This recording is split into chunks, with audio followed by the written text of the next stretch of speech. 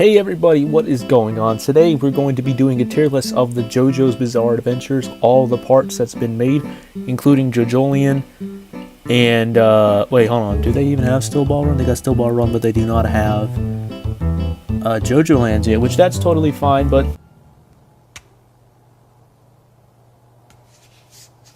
this is just my opinions, my takes on everything, so don't get all butthurt in the comments if my tier list is different, and I'll be explaining the reasons why I liked the parts, what I didn't like about it, and what I hated about it. You know, just simple rules.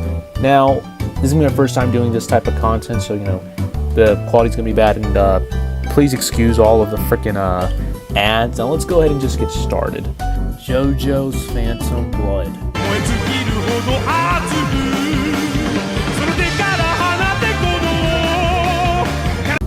Part 1. I mean, personally, this is like probably my favorite part out of all 8 of them, 9 including the Jojo Lands. But you know, it's just, to me, what I like about Phantom Blood, it's just so simple, bro. I'm sorry guys, I'll explain in a minute. I gotta go S tier.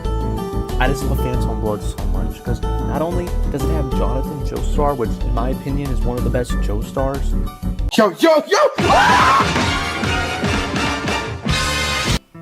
I just love them, bro. I just love part 1. It's just that, like, it has this aesthetic that none of the parts are not able to capture. Part 2 kind of gets it a little bit, but it's just that, like, the plot's so simple, but it just works.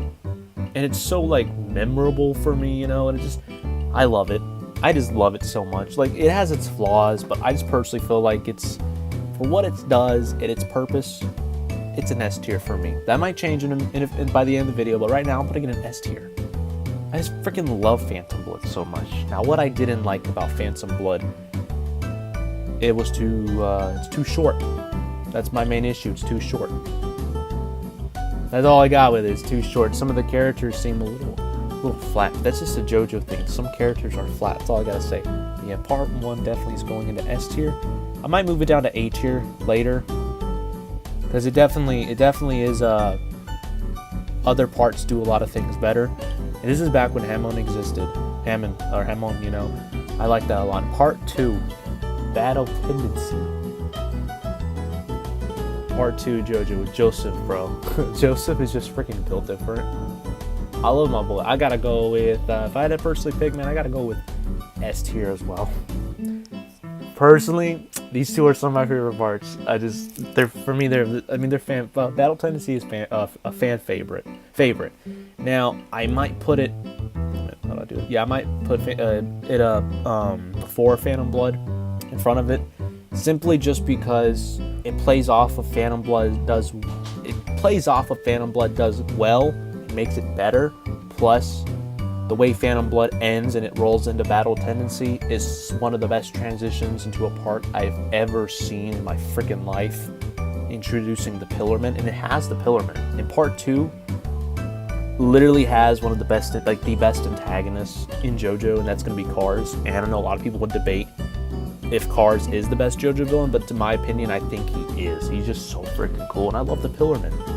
Definitely one of the most unique villains that's in JoJo's catalog of antagonists.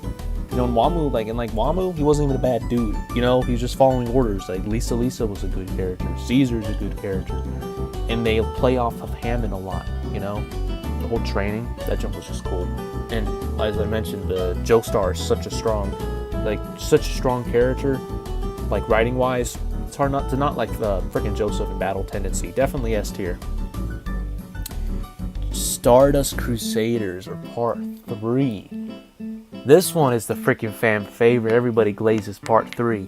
Now, I personally, this is one of the parts I kind of have issues with, because I like part 3. I love its characters. It has some of the strongest character dynamics and chemistry, in my opinion, in anime, with like Kekyoin and Jotaro and Polnareff.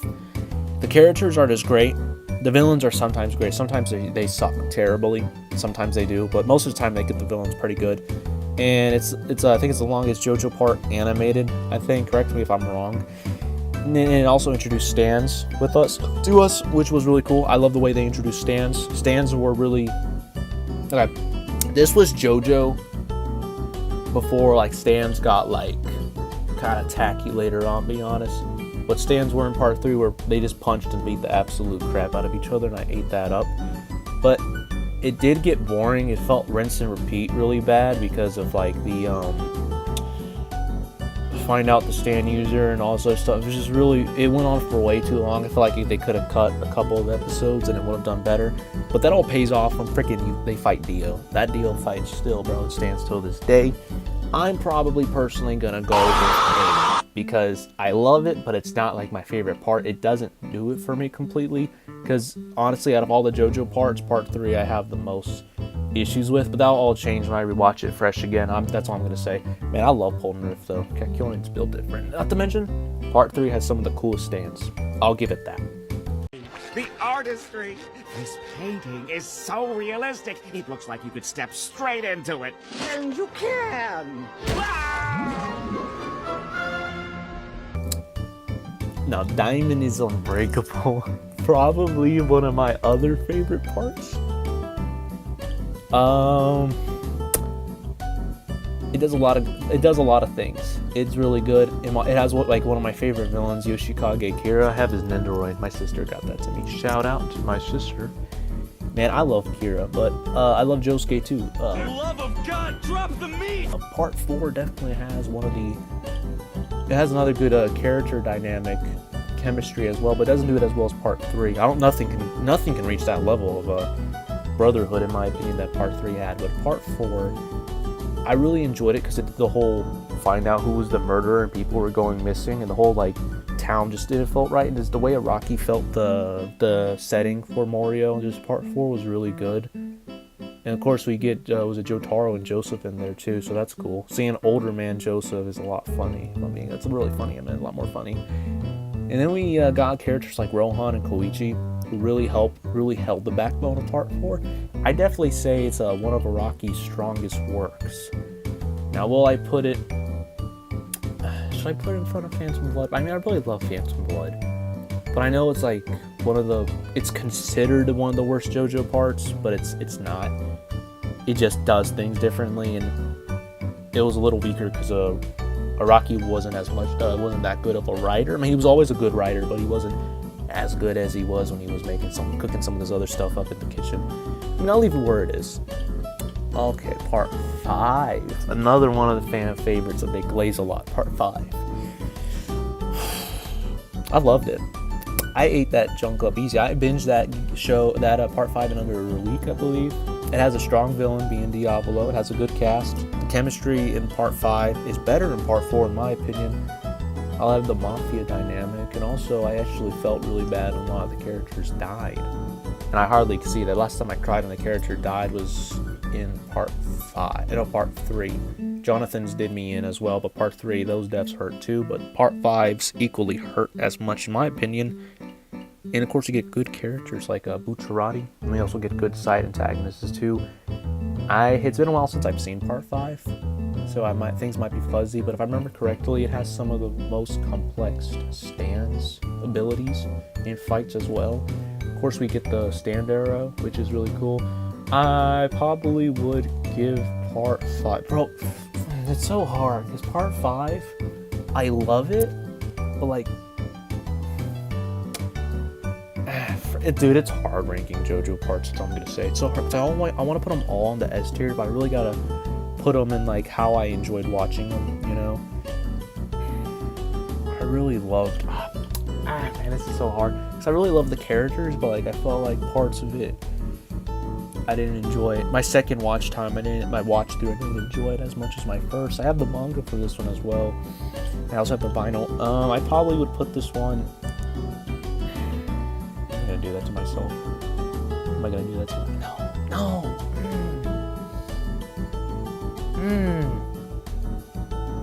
No, but it...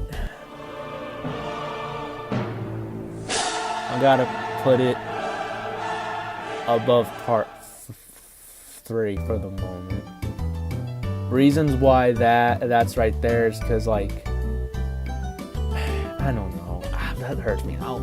I will decide when the video's over, like, close. Stone Ocean.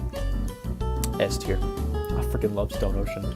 It had a slow start, but when Poochie came in, the story picked up intensely. It was amazing. I love part 6. Part 6 gets hated way too much. And I love Jolene, I love all the characters. Like, it was good. It was probably the best way they could end this universe, or this timeline. This universe, I'm pretty sure, yeah. It was the best way they possibly could have ended this line of the Joestars. I love part 6. It was amazing.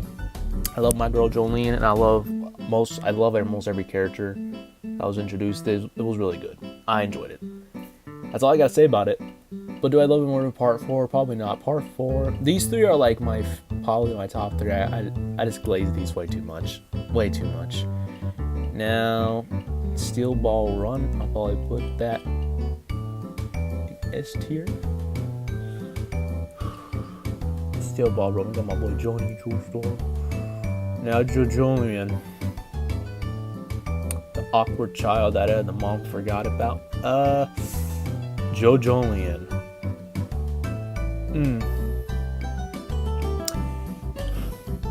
Now this one's complicated in my eyes. Strictly because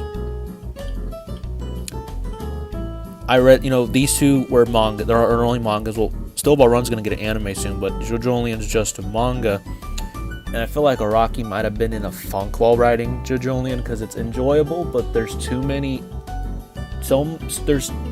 parts of the story where I feel like it picks up, then it stops immediately, and that they do a stupid side quest that makes no sense and it kills the mood. And then they pick up the tension again and expect people to still have that tension just for them to let it go in some freaking overweight guy's villain arc. Like, it's good. I enjoyed Jojolian. I finished it. Wonder Review's great. Toru's good. I love Wu Tomoki. But like, I feel like it's probably, in my opinion, out of all the JoJo parts, it's probably the weakest. Also, I'm pretty sure it's the longest. I feel like it's way too long. Gappy was great. The way he wrote all that was cool, but it felt really boring. I don't know if my opinion will change. I love this part. I do like it, but I don't know if it'll be more enjoyable as animated, because like they're those like boring parts, they're not filler because they have very important information that they put in there that you need to remember, but the rest of the story doesn't make that much sense. Then you got like all the goofy, was it Joshu? Freaking side quest. That guy's funny, but man, he's creep. But like, I'd probably put it. No, definitely not in front of part 3. Right there. There we go. Now rearranging.